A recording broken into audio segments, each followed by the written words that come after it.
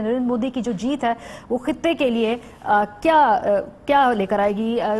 इनकी जीत को कैसे देखते हैं कसूरी साहब आप? ये जो जीत है भारत के अंदर वो यकीनन इंतहा पसंदी की जीत है, लेकिन ऐसा नहीं है कि बाहर तमाम दुनिया में ये सिर्फ इंतहा पसंदी की लेंस से देखा जा रहा है। मोदी साहब ने यकीनन इंडिया के अंदर और मुल्क के बाहर भी जो एक इमेज जो उनका है जो बनाया है उसमें का भी जिक्र है, लेकिन उससे ज़्यादा कहीं जो जिक्र है वो एक नेशनलिज्म, एक स्ट्रेंथ, एक सिक्योरिटी लीडर का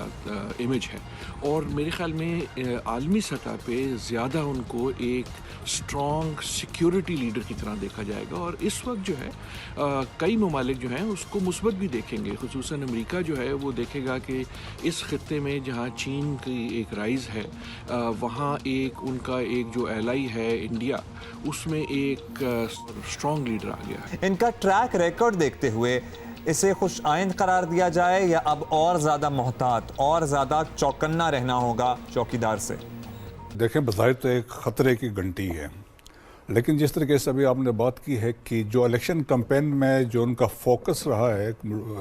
उसमें पहले बात की उन्होंने पाकिस्तान की, मुसलमानों की बात की है, अपने 10 साल पिछली कारकर्दगी की बात की है। यहाँ पे फिर सवाल ये पैदा होता है कि इन सारी चीज़ों के बावजूद जबकि यूट्यूब और सोशल मीडिया पे अपोजिशन के लोग छाए हुए थे, अपोजिशन से मुराद पॉलिटिकल पार्टीज़ नहीं, लेकिन जो बीजेपी की मुखालफत कर रहे थे, और बड़े बड़े नाम हैं जिसमें आप अरुंधति राय को ले लीजिए, जिसमें बरका दत्त को ले लीजिए, लेकिन उसके बावजूद मैं ये समझता हूँ कि कांग्रेस और राहुल गांधी वो नैरेटिव नहीं बना सके, वो बयानियाँ नहीं दे सके जो उठ सके जिस तरह से जज्बात के साथ खेलते हुए मोदी ने उठाया, चाहे वो पाकिस्तान के खिलाफ हो या मुसलमानों के खिलाफ। ठीक, डॉक्टर हामिद साहब आप फरमाइएगा, जैसे बात हो रही थी कि 2019 में जब मोदी ने अपनी इंतखाबी मुहिम चलाई तो उन्होंने मकबूजा कश्मीर में ये आर्टिकल 370 और 35A का जिक्र किया और वो उन्होंने फिर करके दिखाया। अब उन्होंने अपने पार्लियामान के अंदर अखंड भारत के नक्शे लगाए हुए हैं, उसमें तो खित्ते के और बहुत से ममालिक हैं। ये एक मजमूम किस्म की साजिशें, कोशिशें और इस तरह के प्रोपेगेंडे ये लोग करते रहते हैं। क्या असरात आप देख रहे हैं मोदी के दोबारा हुकूमत में आने के बाद? एक तो खुद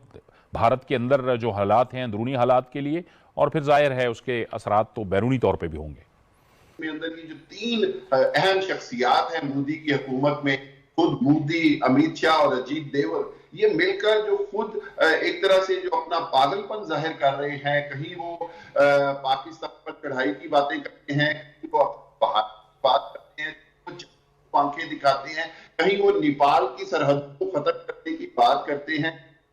भूटान के साथ मामला खराब करते हैं। और मैं आपको ये भी बताता चलूं कि एक तरफ तो ये दुनिया की बड़ी मुआशी ताकत की बातें करते हैं, उनके पूरी दुनिया में अगर आप देखें,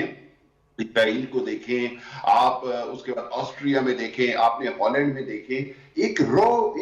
लहर सी चली हुई है जिसके अंदर जो एक्सट्रीम राइट विंग है, जो कदामत पसंद जमाते हैं, उनको जो है वो दोबारा से इक्तदार मिल रहा है। और उसकी एक वजह ये है कि जो लिबरल या जो थोड़े हैं कि मुतवस्सित तबके की जो जमातें हैं, उन्होंने मुआशरे के अंदर अंदाज में अपने आप मजबूत नहीं किया। उन्होंने जो मैनिफेस्टो है या जो मंशूर है उसको उस अंदाज में पब्लिक के अंदर एक्सेप्टेबल नहीं बनाया। अगर खित्ते के अंदर भारत मजीद अपने कोई भी, मैं उसको कहूंगा, शैतानी अज़ाइम को पूरा करने की कोशिश करेगा, चाहे वो पाकिस्तान आजाद कश्मीर पर हमले की बात हो या अखंड भारत की बात हो, तो उसके अंदर आज 21वीं सदी में चाणक्य आइडियोलॉजी के तहत हिंदू धर्म के नाम के ऊपर आप पूरी दुनिया पर या इस अखंड भारत पर कब्जा नहीं कर सकते।